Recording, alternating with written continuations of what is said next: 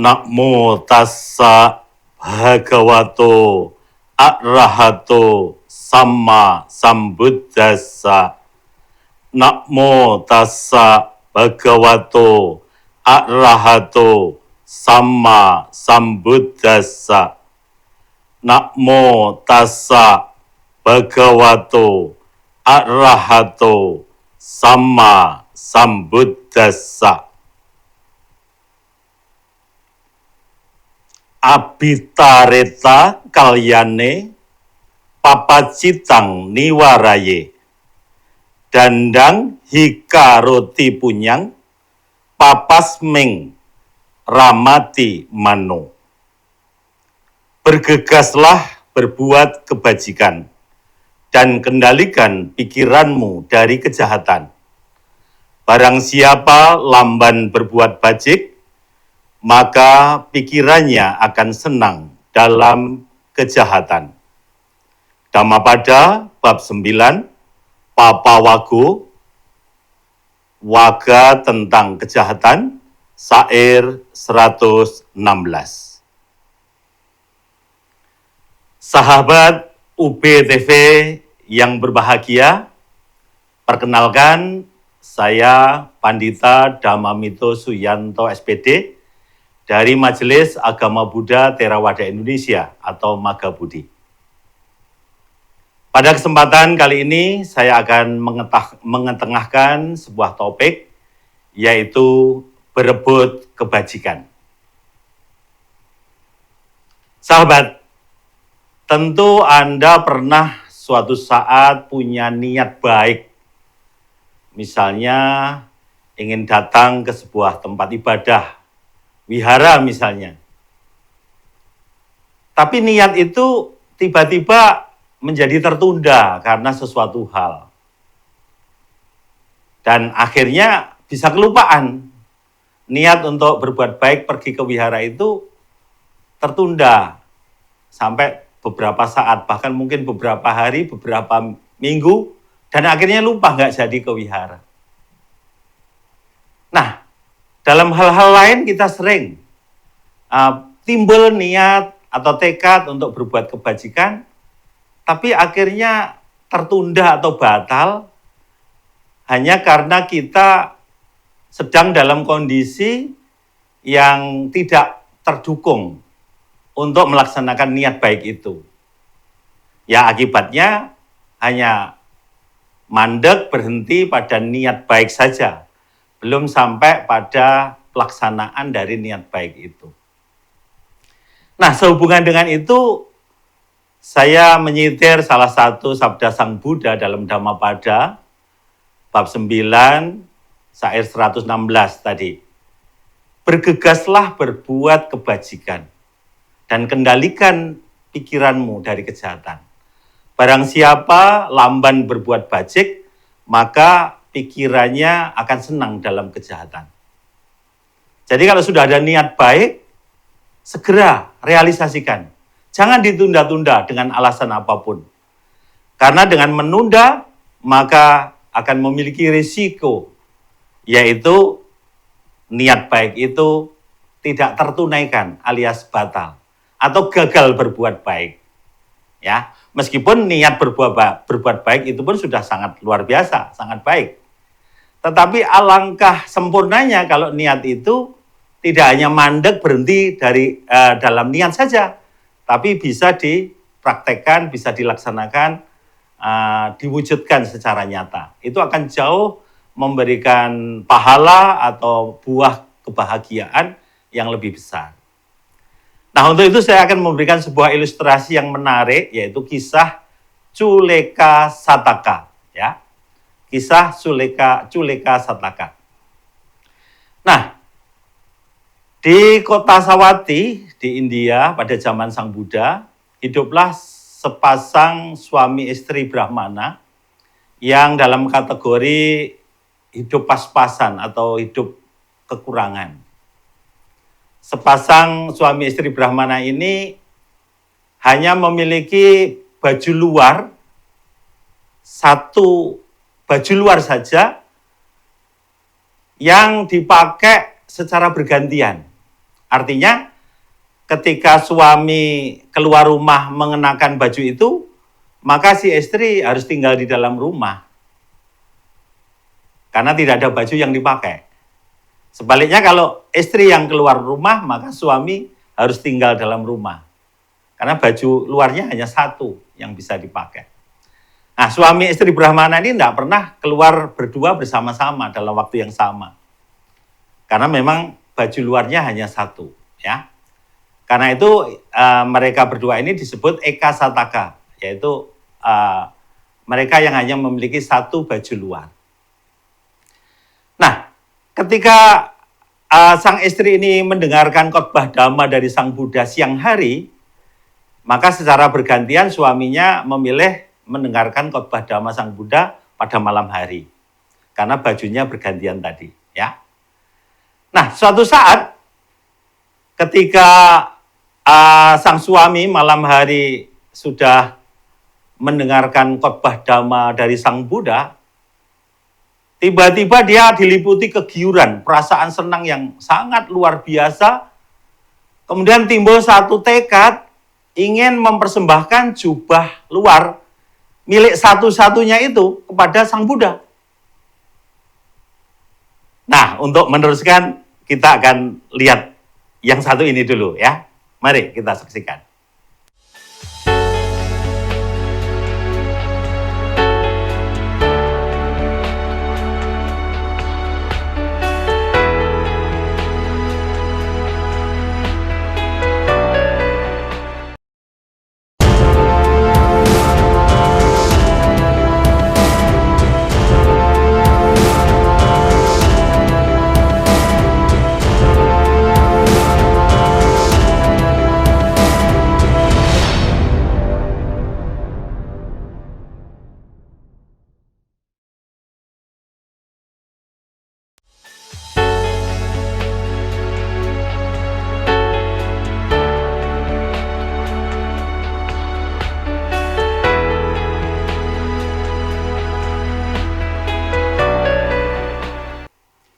Baik, sahabat UBTV, kita lanjutkan kisah yang menarik tadi, yaitu kisah Culeka Sataka.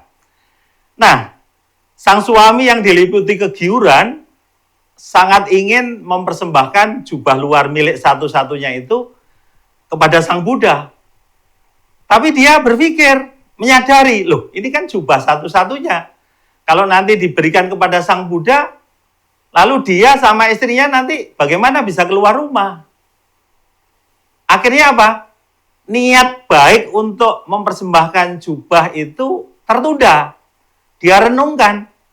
Iya, kalau saya persembahkan nanti saya nggak punya apa-apa, bagaimana? Dia secara bergantian keluar rumah nggak bisa sama sekali. Akhirnya dia timbul ragu-ragu, timbul bimbang.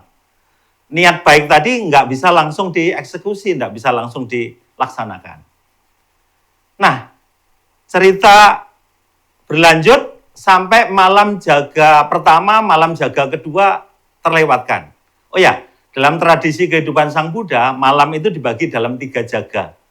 Jaga pertama itu jam 6 sore sampai jam 10 malam, jaga kedua jam 10 malam sampai jam 2 pagi, kemudian jaga ketiga itu jam 2 pagi sampai jam 6 pagi. Nah, sudah menjadi tradisi para umat ketika Sang Buddha tinggal di suatu tempat di wihara begitu, umat berdatangan terus ke wihara untuk mendengarkan khotbah Sang Buddha itu. Ada yang datang jaga pertama, ada yang datang jaga kedua, ada yang datang jaga ketiga. Ya, karena sama Sang Buddha itu tidur hanya 1 jam dalam 24 jam dalam sehari. Nah, si Brahmana suami ini melewatkan jaga pertama, jaga kedua tidak jadi mempersembahkan jubah milik satu-satunya kepada Sang Buddha. Nah, pada jaga ketiga, setelah lewat jam 2 pagi, ia berpikir dan berbicara dengan dirinya sendiri. Kalau sampai dia tidak jadi mempersembahkan jubahnya itu, dia khawatir bahwa setelah kematian nanti dia akan terlahir di salah satu dari 4 alam rendah, 4 alam apaya, yaitu alam neraka, alam setan, alam asura, atau alam binatang. Nah, karena ketakutan itu, maka dia bertekad, kalau begitu aku harus persembahkan jubah ini, apapun yang terjadi. Nah, akhirnya menguatkan tekadnya, kemudian dia maju ke hadapan Sang Buddha dan mempersembahkan jubah satu-satunya itu di kaki Sang Buddha. Begitu dia menyerahkan di kaki Sang Buddha, dia teriak, "Aku menang! Aku menang! Aku menang!" Coba bayangkan sahabat, kalau dalam sebuah acara ceramah atau khotbah dhamma, tiba-tiba ada umat seorang diri yang teriak, "Aku menang, aku menang." Mengundang perhatian nggak? Pasti mengundang perhatian. Pasti yang lain pada noleh, ada apa ini, ada apa, kan begitu. Nah, salah satu pendengar waktu itu di jaga ketiga itu adalah seorang raja dari Kosala, namanya Raja Pasenadi. Begitu melihat si Brahmana ini teriak-teriak dengan mengatakan aku menang, aku menang, Sang Raja Pasenadi langsung menyuruh utusannya untuk menyelidiki, ada apa ini? Nah, utusannya menyelidiki, akhirnya ditemukan jawaban. Dia menyatakan menang karena berhasil mempersembahkan jubah satu-satu miliknya itu kepada Sang Buddha. Artinya dia merasa memenangkan keraguan-raguan, kebimbangannya untuk mempersembahkan, untuk berbuat kebajikan. Nah, Raja Pasenadi merasa senang. Wah, luar biasa Brahmana ini. Patut untuk dihargai, untuk diberi penghargaan, patut diapresiasi. Akhirnya Raja Pasenadi mengutus pada pengawalnya, ambilkan hadiah untuk Brahmana, sepotong pakaian. Nah, satu potong pakaian diberikan kepada Brahmana, dan Brahmana itu langsung mempersembahkan kepada Sang Buddha. Kemudian Raja menghadiahkan 2 lipatnya, 2 potong. Begitu terima 2 potong hadiah, persembahkan lagi kepada Sang Buddha.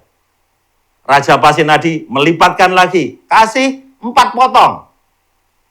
4 potong pun dipersembahkan kepada Sang Buddha. Begitu terus, setiap mendapat hadiah dari Sang Raja, Brahmana ini mempersembahkannya kepada Sang Buddha, sampai akhirnya hadiah itu berjumlah 32 potong. Nah, setelah jumlah hadiah dari Raja Pasenadi 32 potong, maka Brahmana ini mengambil 1 potong untuk dirinya, dan 1 potong lagi nanti akan diberikan kepada istrinya. 30 potong lainnya dipersembahkan lagi kepada Sang Buddha. Luar biasa. Jadi, apa yang dihadiahkan oleh Raja diterima, langsung dipersembahkan kepada Sang Buddha. Dan dia tidak serakah. Cukup mengambil 2 potong, 1 untuk diri sendiri, 1 untuk istrinya. Ya, itu keberhasilan dari Brahmana ini mengalahkan keraguan-raguan, kebimbangannya untuk berbuat kebajikan. Nah, seperti itu. Nah, lalu bagaimana reaksi atau tanggapan dari Raja Pasenadi melihat fenomena ini? Brahmana ini setiap diberi hadiah kok langsung dipersembahkan kepada Sang Buddha. Apakah beliau marah? Oh, tidak. Sang Raja justru merasa gembira. Sang Raja baru melihat kali ini ada seorang diberi hadiah, tidak langsung dimiliki sendiri, tapi langsung dipersembahkan kepada Sang Buddha sebagai bentuk kebajikan. Maka Raja tambah senang.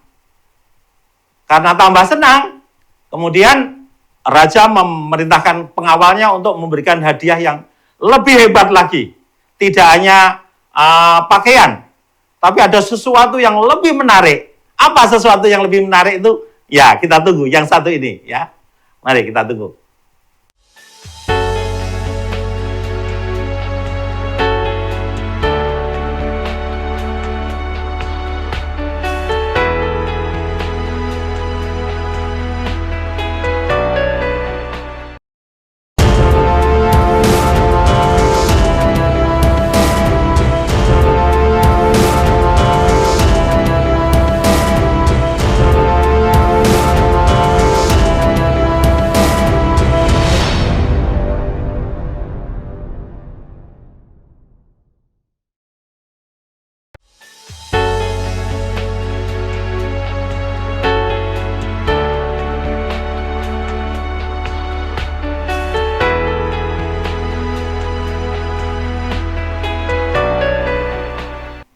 sahabat UBTV, kembali lagi kita melanjutkan kisah yang menarik tadi.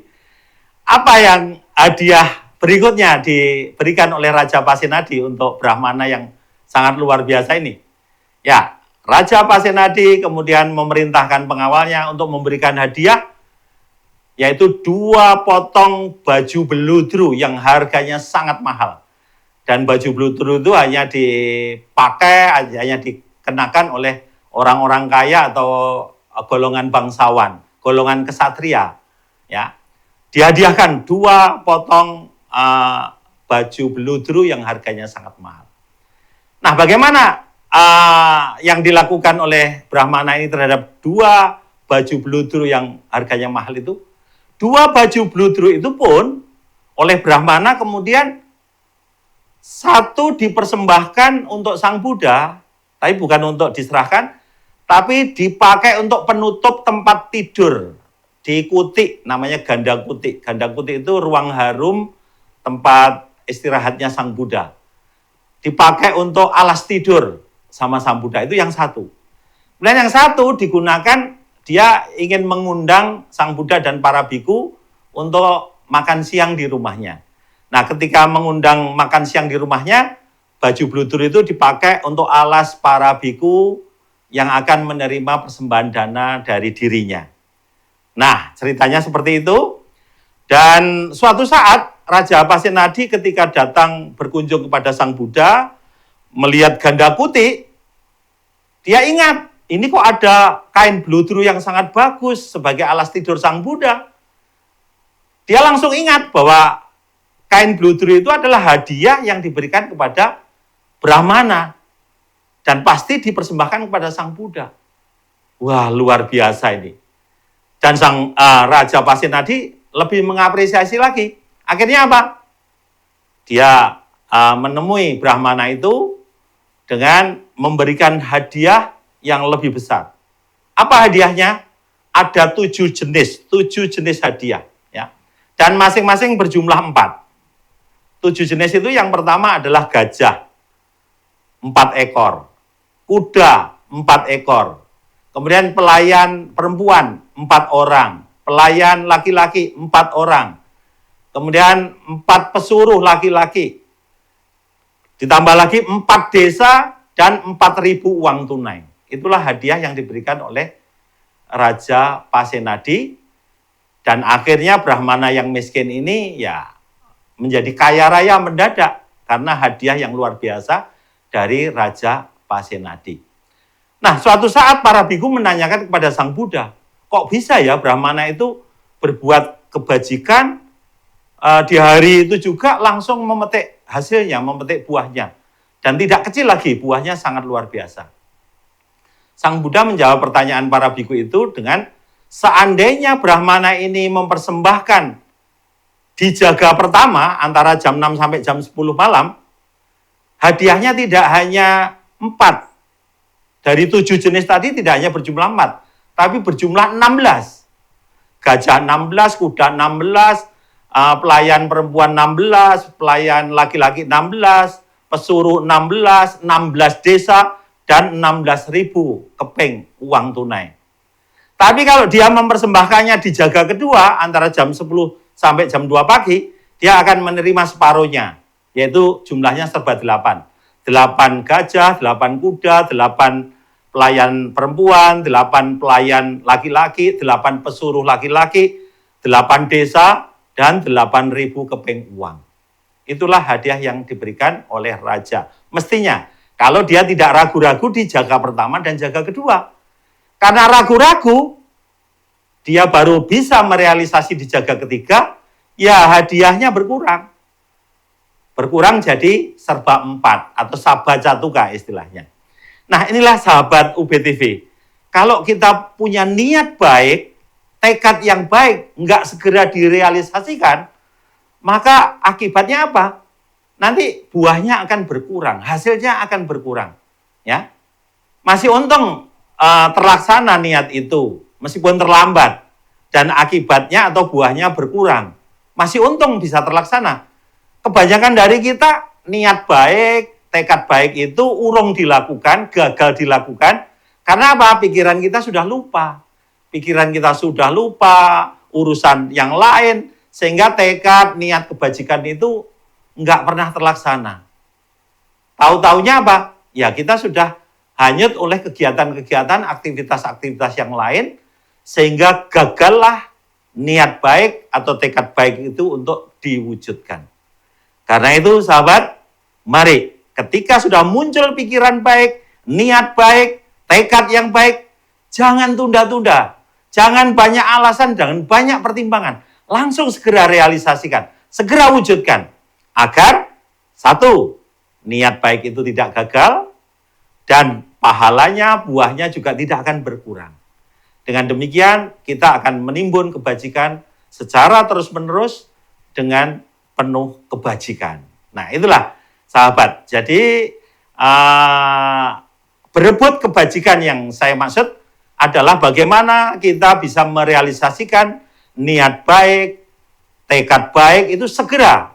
Jangan sampai terganggu oleh inspirasi, keinginan yang lain-lain, gangguan. Kita harus berebut niat baik itu segera direalisasikan atau segera diwujudkan. Dengan begitu kita tidak terkalahkan. Artinya tidak terkalahkan oleh keinginan-keinginan buruk yang lain atau gangguan-gangguan yang lain.